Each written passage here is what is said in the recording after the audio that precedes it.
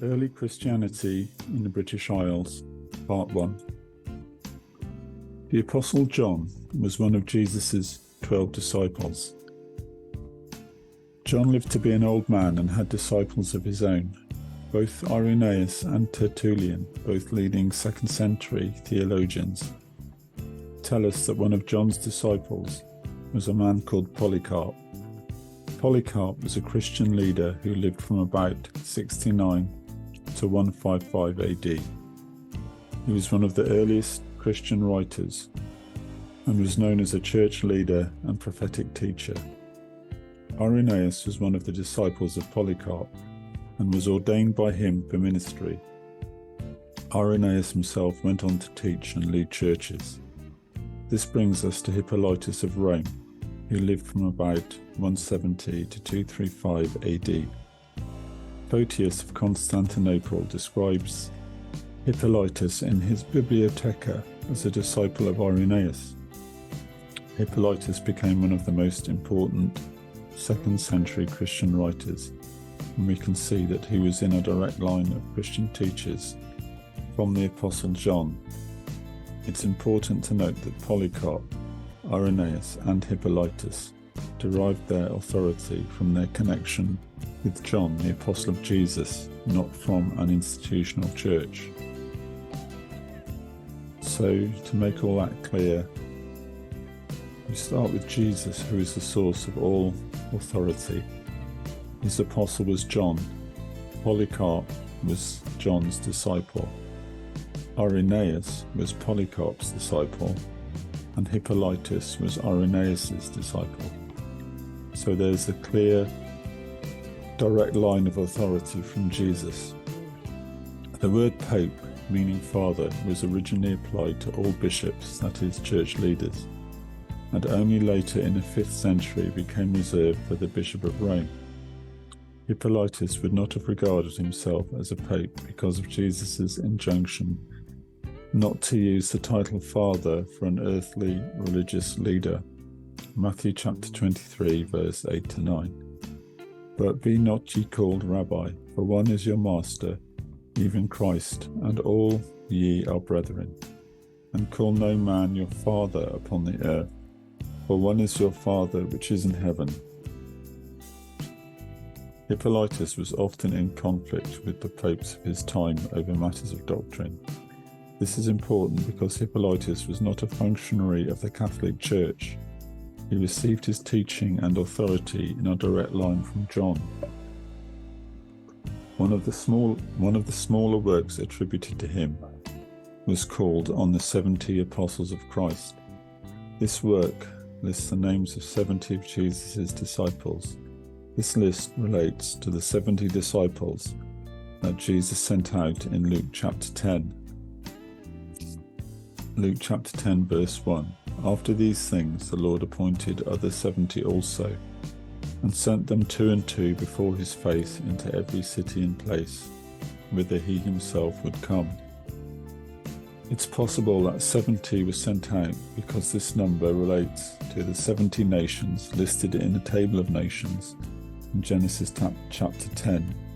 Anyway, each of the disciples was appointed a bishop of a particular area. Number 29 on the list was Aristobulus, and he was made Bishop of Britain. It is interesting that traditionally, in Ireland, Aristobulus ordered the establishment of a hermitage on the island of Skellig Michael. It remains a site of pilgrimage to this day. So Christianity could have come to the British Isles almost immediately from the time of the Gospels. There was a large native church in Ireland well before the time of Patrick, so much so that Palladius was appointed Bishop of Ireland the year before Patrick arrived. I find the story of Skellig Michael fascinating, so I have reproduced an extract from its Wikipedia entry to provide more information. This establishment of a hermitage on the island was ordered by Arwiste, also known as Aristobulus, who was appointed and ordained Bishop of Britain by the Apostle Paul. Arwiste was the spiritual instructor of Bran, the blessed son of Glidii of the Silurian dynasty. The purpose of the hermitage was the preservation of doctrine and the protection of sacred texts of the Chaldee Church, consisting of the full canon of the Essenes, brought to Britain by Joseph of Arimathea, circa AD 37. The hermitage remained in use by Chaldee anchorites and was visited by all the prominent Christian bards, Dewey, Taylor and Paydown, for instruction and wisdom before their trip to Jerusalem. The hermitage was visited extensively by Catwig Doeth. I know I pronounced that wrong. I'm sorry. I don't know what the correct pronunciation is. By Catwig Doeth, who took over its funding and had the first chapel built on the west side of the island.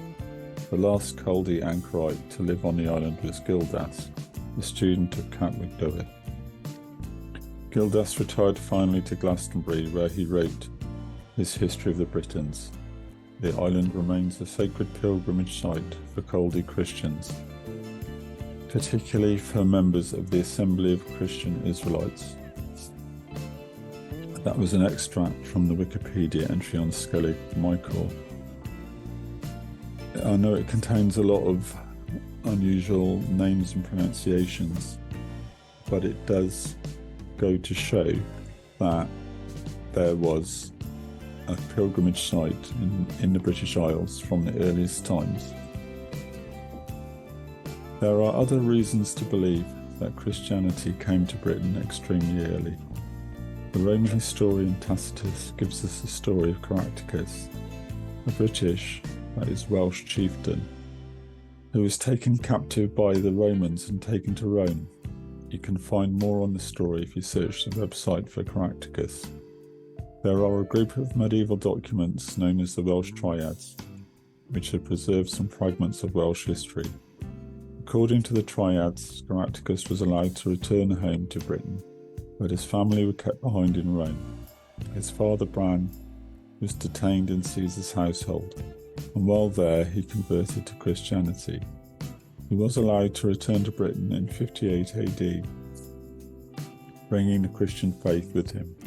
Consequently, it is possible that Christianity spread to Britain from the time of the early church as recorded in the Book of Acts. In the next video, we will look at more clues to a very early arrival of Christianity in Britain.